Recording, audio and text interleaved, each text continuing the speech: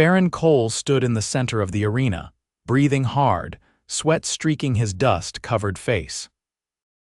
The twin sons of Tharoon beat down on his back, while thousands of eyes watched from the stands rows upon rows of armored Varnok warriors, each one taller, broader, and far more biologically engineered for war than any human could be. Their skin gleamed like obsidian, rippling with muscle and coiled aggression. He wasn't supposed to be here. Ferran was an envoy, a linguistic analyst, not a fighter. But somehow, in a poorly translated treaty negotiation, his words had been misinterpreted as a challenge. "You will face the right of dominance," Chancellor Corthar had declared, voice booming with ceremonial pride. "No being speaks to the Varnok without proving strength." "I didn't mean challenge as in," Ferran had tried to interject, but the guards had already started dragging him to the arena. Now here he stood, shirt torn and a bruised rib reminding him of every breath, facing a Varnok named Vashak, 7 feet tall, ceremonial blade in hand, and the current champion of the 9th War Clade. "Begin!" Corthar shouted from the throne above. Vashak lunged. Ferran dodged barely. The blade hissed past his ear and bit into the sand instead. He scrambled backward, trying to remember every self-defense course he had ignored back on Earth. "You are slow, human," Vashak growled. "Your bones are not worthy of my blade." Ferran saw an opening and threw a handful of sand into Vashak's eyes. It didn't blind him, not fully, but it was enough. He ducked and ran full circle around the Varnok, grabbing a staff discarded earlier from a previous challenger. He wasn't going to win this through strength. He needed to last. Just 15 more minutes, and the right would end in a draw of worth, a rare but honorable outcome. Vashak snarled and charged again. Ferran used the staff to vault himself over a sweeping leg, landing hard on his left foot. Pain shot up his ankle. He bit down a scream but kept moving. The Varnok's movements were methodical, predictable almost. Ferran started recognizing a pattern, the way Vashak always favored his right side before a strike. He began countering, not with aggression, but with redirection, using the Varnok's momentum against him. After the 6th failed charge, the crowd grew quiet, confused. A human wasn't supposed to last this long. Vashak roared and grabbed Ferran by the arm, lifting him fully off the ground. Bones strained. Ferran twisted, kicked, and his boot connected with the Varnok's throat. The grip loosened and he dropped. He couldn't do this much longer, his vision blurred. The heat, the bruised ribs, the ankle definitely sprained, maybe worse. He stumbled toward the edge of the arena, just trying to remain upright. Then Vashak stepped forward for the final strike. Ferran raised his hand. "Wait!" The entire arena froze. Even Vashak halted mid-stride. "I yield," Ferran said, "but I have one word for you." Corthar leaned forward. "Speak human, but know this word will be your last if it is insult." Ferran exhaled, heart thudding. "Plastic." The Varnok blinked. "Explain," Corthar demanded. Ferran nodded, limping toward the center again. "Plastic. A synthetic material. We make it from petroleum. We use it for everything. Containers, tools, even components in weapons. It's cheap, durable, flexible." Vashak tilted his head. "You fight with this material?" "No," Ferran replied. "We throw it away. Millions of tons a year. We can't even get rid of it all. It outlasts us." "It's probably in this arena's sand right now." A murmur moved through the stands. "You create indomitable material, and you discard it."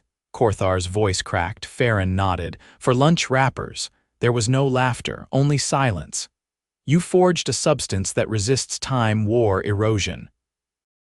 And you use it once? Sometimes not even that long." Corthar stood slowly. "How long does it last?" "Centuries. Longer than your pyramids." The silence deepened. Ferran could see the calculation behind every Varnok's eyes. A race that prided itself on crafting eternal weaponry, on enduring legacy, had just learned that humans casually made something better and threw it away. "You waste your power," Vashak said, but there was no venom in it, only confusion. "You do not honor your creations." "Maybe not," Ferran admitted, "but we do it. And that means we can do worse or better. We don't always know, we just try." The arena's walls held no sound now, even the wind seemed to pause. Korthar stepped down slowly and crossed the sand. He stood before Ferran, eyes heavy. "You have not won this right," he said, "but you have ended it." Ferran swayed on his feet. "Can I sit down now?" He collapsed before anyone answered. When Ferran woke, he was in a cool, dim chamber. The ceiling was made of polished obsidian, and a soft blue mist filtered the air. His ribs ached with every breath. His ankle was wrapped in a translucent gel cast. A Varnok medic sat nearby, watching him. "You did not die," the medic said. "High praise," Ferran croaked. "Your foot is fractured. Your ribs were bruised. We have stabilized the injuries, but you will require 3 weeks of rest." "Great. Do you guys have pudding?" The medic blinked. "Pudding? Never mind." The door opened. Chancellor Korthar entered with 2 guards. He dismissed them with a motion and approached Ferran's bedside alone. "You have caused instability in the clades," Korthar said. "Add it to my resume. Some now question the strength of our traditions. The right of dominance has not been interrupted in 400 years. You ended it with a word. I didn't mean to. That is what makes it worse." Ferran sat up slightly, wincing. "Look, I wasn't trying to insult your culture. I just told a truth. That is what they fear. That your truth is more devastating than our rituals." Korthar turned away and stared at the obsidian wall for a long moment. "Some believe you should be executed to preserve our honor. I figured. But I will not allow it," Korthar said. "You are dangerous in a way we do not understand. We must learn." "Thanks, I think." Korthar faced him again. "You will remain as an advisor. You will speak to our clade leaders. You will explain this. Plastic." Ferran blinked. "You want a human linguist to teach your warlords about garbage, not garbage," Korthar said quietly. "The material that shattered our pride." Ferran leaned back and exhaled slowly. "I'm going to need a longer visa." From somewhere outside, a horn sounded, low and uncertain. The Varnok were beginning to debate, not about war but about waste. And Ferran Coale, battered and icing his ankle with something that glowed faintly, had just started a revolution with a single word. 3 days after the arena, Ferran discovered that Varnok pillows were made of tightly packed gravel wrapped in what felt like dried mushroom leather. His spine had developed an opinion about it, and that opinion was not charitable. He sat upright on the edge of the sleeping platform, legs dangling, trying to rotate his ankle without groaning out loud. The gel cast had hardened overnight into something like amber, and while it was impressively light, the stiffness made him walk like someone impersonating a malfunctioning marionette. A low chime echoed from the wall. The door slid open without waiting for permission. Varnok etiquette didn't prioritize privacy. A new face entered. This one thinner than the others he'd seen, with smoother plating and a longer neck. The posture suggested someone who had never held a weapon but had memorized the specifications of every one. He carried a flat crystal tablet that glowed with shifting diagrams. "You are Ferran Coale," the visitor said, not as a question. "Still am, yeah, unless you folks swapped me in my sleep." "I am Rithik. I oversee the clade's engineering doctrine." "I have been assigned to your education." Ferran blinked. "My education? I thought I was the one explaining things." Rithik made a sound like a pipe whistling shut. "You have already destabilized 3 doctrines. You will not be allowed to do so again without proper context. Glad to hear everyone's still taking this well. I require you to walk. Now, you will be escorted to the repository. It is where we store materials not suitable for sacred use. You will assess it." Ferran stood, testing his balance. "I'm not exactly an expert in trash taxonomy. You invented eternal waste. That qualifies you." 2 guards waited outside the chamber. Unlike the arena sentries, these wore long robes over their armor, dyed with bands of copper and blue. Their helmets resembled bird skulls, though Ferran suspected that was more for intimidation than fashion. They didn't speak as they flanked him, but one handed him a walking rod, a generous gesture, though it looked suspiciously like a repurposed spear handle. The repository was 5 levels below the surface. accessible only by a spiraling path that coiled around a shaft lit with vertical slats of pale green. The air cooled as they descended, and everything smelled faintly like scorched metal and old rain. When the final door hissed open, Ferran expected some kind of vault or incinerator. Instead, it was a museum. Massive shelves stretched from floor to ceiling, each lined with objects wrapped in wire mesh or suspended in hardened resin. Shards of broken armor, failed weapon cores. Ceramic plates etched with ritual errors. Even a half-dismantled hover platform with a plaque that read, "Propulsion unworthy." Ferran wandered forward, leaning on the rod. "You keep all your mistakes. They are not mistakes. They are dishonors. But we must remember them." He stopped before a display of what looked like a fractured blade, still humming faintly. "Why is this here?" It was forged without consensus. 3 clades argued over its design. When it split during testing, the project was abandoned. The blade was forbidden. Could have just glued it. Glue is not respected. Ferran turned. "That's about to be a problem."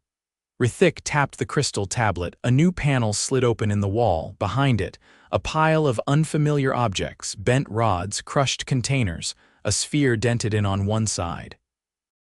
"All gray or black, all dull and unmarked. These were scavenged from your vessel," Rithik said. "Explain their purpose." Ferran stepped closer. His ankle twinged, but he ignored it. He reached for the dented sphere. "That's a thermos," he said. "Keeps drinks hot or cold. Why is it built to survive impact, so clumsy people don't ruin their coffee?" Rithik stared at the object like it had personally insulted his ancestors. "The internal structure is vacuum sealed. This is advanced insulation for beverages." "Yeah. Sometimes soup." He moved to the next item, a flattened rectangle with a cracked screen. "Tablet," Ferran said. "Used to access data. This one's fried, though." It withstood orbital re-entry. It was in a backpack. Rithik didn't respond. He walked in a slow circle around the pile, then gestured. This is the core of our concern. You manufacture resilience casually. Your species applies extreme engineering to trivial outcomes." "Not always on purpose," Ferran said. "We just like convenience and backups." "And redundancy. Redundancy is sacred. To us, it's just Tuesday." Rithik turned sharply. "I must summon the stratiform. You're gonna have to run that one by me." "They are the doctrine of long war. Their purpose is to prepare for prolonged engagements and supply attrition. If what you say is true, they will need to restructure everything." Ferran rubbed his temples. "Look, I wasn't trying to start a philosophical collapse. I just didn't want to get stabbed." Rithik tilted his head. "Then why did you speak of plastic?" I panicked. "Your panic reshaped a civilization's sense of permanence." "Well, I'm very committed to my meltdowns." Rithik didn't laugh. Ferran hadn't expected him to. "Return to your chamber," the engineer said. "You will be summoned again. Until then, do not speak to anyone without clearance." "Does that include myself?" "If necessary." The guards returned to escort him. As they walked back through the spiraling corridor, Ferran noticed carvings etched into the walls, not decorative, functional. They seemed to track maintenance records and structural integrity reports. In a society where memory was armor, even a hallway remembered its failures. When he finally reached his chamber again, he slumped onto the gravel-hard bedding and stared at the ceiling. His ribs still hurt. The ankle had stopped throbbing, but he could feel a deep ache settling in like a bad dinner guest. He pulled a slip of cloth from the side of the platform and wiped his face. It smelled faintly of some antiseptic oil, clean but sharp. He thought about the thermos. The look on Rithik's face when he'd realized humans put vacuum insulation into lunch accessories. They weren't just confused. They were afraid. A civilization built on the idea that endurance must be earned by battle couldn't comprehend a species that stumbled into it by accident. Later that evening, though Ferran wasn't entirely sure how Varnok measured time, he was summoned again. This time, the guards were different. No robes, just armor. One carried a long rectangular case. They brought him not to another hall or chamber, but to a wide balcony overlooking the city. The twin moons were rising, casting silver light across the jagged skyline. Varnok buildings didn't rise, they clawed upward, each one shaped like a blade in mid-thrust. Waiting at the railing was someone new. Not taller, but heavier. The armor was matte black with only a single red line running down the spine. No helmet. "You are the human," the figure said. "I'm starting to get that a lot. I am Merrick of the Stratiform. You will answer me plainly." "I'll do my best," Ferran said. "But I have a mild concussion and a deeply uncooperative ankle." Merrick waved the guards back. They obeyed. "You claim your kind builds for comfort. Sometimes. Sometimes we build because we're bored or scared. Or just have too many engineers in one room. You do not build for conquest. Not usually. We build to survive." Merrick opened the case. Inside was a collection of thin, curved blades. Each was etched with symbols Ferran couldn't read. "These are prototypes," Merrick said. "New metals. New forms, inspired by your waste." Ferran stepped closer. One of the blades was clear like glass, but when Merrick lifted it, it flexed without breaking. "This one," the Varnok said, "is stronger than our current infantry standard. It is modeled after your food packaging." Ferran exhaled.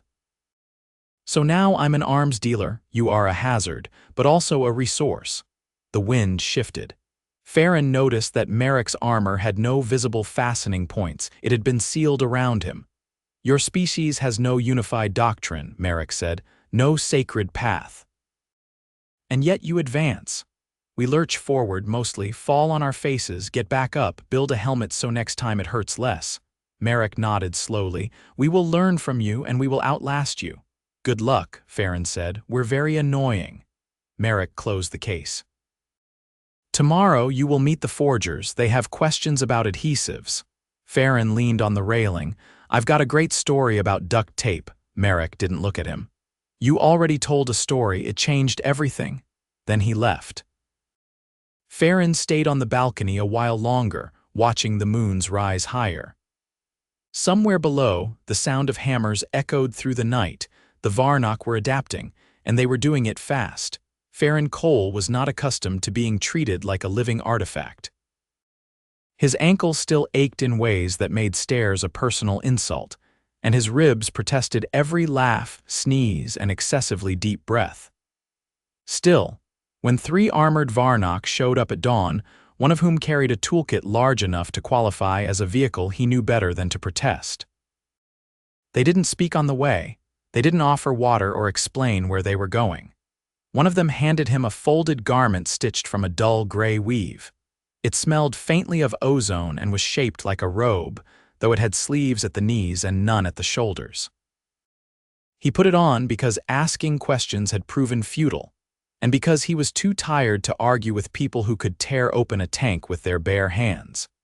They led him not to another arena or council chamber, but to a circular dome sunk into the ground like an eye. It wasn't part of the main city structure. It sat alone at the edge of a vast plain, surrounded by wind-carved spires of black stone. No walls, no guards. The door opened with a hiss that sounded like a sigh. Inside, it was silent. Not the ceremonial silence of the Varnok halls, but a thick, deliberate absence of noise. The air was cooler than outside, but dry, and it smelled faintly of copper. An elderly Varnok stood waiting beside a rotating platform that glowed from beneath. His armor was worn down to its bones, stripped of color and flair, and his eyes had a milky glaze around the edges. But he stood straight, hands folded behind his back. "You are the human," he said, still stuck with it. Ferran replied, shifting his weight off his bad foot. "I am Heckle, chief forger of the last furnace. You will demonstrate adhesives." Ferran blinked. What? You claimed your species binds without welding. You will show this. Now." He was handed a crate. Inside were a dozen items. A roll of duct tape, a tube of epoxy, several sticks of hot glue, a heat gun, a bottle of superglue, and God bless someone on the diplomatic crew a pack of zip ties. They watched him like he was about to perform surgery with bones. He picked up the duct tape and motioned for something to bind. One of the assistants brought over a set of fractured armor plates, still warm to the touch from whatever failure had landed them here. Ferran set them on the platform and tore off a strip of tape. The sound of adhesive pulling from the roll echoed like a shout in the chamber. He pressed the tape along the crack, smoothing it down with the side of his hand. "This is temporary," he said, "but it'll hold." Coale stepped forward and ran a clawed finger along the edge. Then, without a word, he lifted the armor piece and slammed it against the wall it held. The assistants inhaled sharply. One whispered something Ferran didn't catch. Coale turned back to him. "Show the next." Ferran moved to the epoxy, mixing the two parts with a small stick and applying it between two pieces of fractured alloy. He clamped them with his own hands until the blue light on the table's edge signaled bonding. Then he let go. Coale waited. Ferran nodded. The forger struck the piece with a hammer that had been sitting quietly in a recess in the platform. It didn't crack. He looked up. "This is alchemy." "No," Ferran said. "It's Home Depot." For the next hour, he demonstrated each adhesive. The hot glue gun impressed them less. Its reliance on power made it seem weak in their eyes. But the superglue caused an assistant to drop a tool when it bonded a shard of obsidian to a metal pipe in under 4 seconds. Ferran had to pry the assistant's fingers apart with a solvent pen when he tried to test it himself. He saved the zip ties for last. "What is this?" Coale asked, turning the tie over in his claws. "Binding strap, plastic, self-tightening." "Single use." "Single?" Ferran looped one around a bar and pulled it tight. The ratcheting click echoed through the dome. Coale stared. "This cannot be undone." "Nope," Ferran said. "Cut it or leave it." The forger looked at the tiny strip of black plastic like it had whispered a prophecy. "You use this in war." "Sometimes we use it to hold wires." "You created permanent bindings for wires." Ferran shrugged. "We get tangled a lot." Coale stepped back from the platform. "Leave us." The assistants exited without hesitation. The old Varnok approached slowly, the way tectonic plates might shift. "Our people built an empire on the forge. Metal, fire, pressure. We believed permanence must be earned. You have shown me that permanence can be purchased." Ferran didn't answer. "We feared your strength," Coale continued, "but this is worse. You bind without reverence, you build without ceremony, and it works." "I told you," Ferran said. "We don't always know what we're making permanent. We just want it to hold long enough. You have no doctrine for eternity." "Nope." Coale looked at the armor plate still stuck to the wall. "We do." Ferran limped over and sat on a bench that had emerged silently from the wall. "That's the problem, isn't it?" The forger was silent for a long time. Then he turned and opened a panel in the floor. From it, he lifted a long, straight sword, its edge dulled from use. He extended it to Ferran. "Take this." Ferran blinked. "I'm not exactly in sword shape right now." "It is not for combat, it is for memory." He took it, unsure what else to do. The blade was lighter than it looked. The handle wrapped in something that felt like stone and leather made to resemble one another. "You will leave our world today," Coale said. "The Stratiform have agreed you cannot remain. Because I'm dangerous. Because we are." Ferran stood slowly, leaning on the sword as much as his leg. "So what happens now? You will go, and we will rebuild, not in your image. But with knowledge of it." He nodded once, sharply. Without another word, he turned and disappeared behind one of the walls, which folded shut behind him like the closing of a book. By mid-afternoon, Ferran was escorted to the docking platform. His transport had been prepped.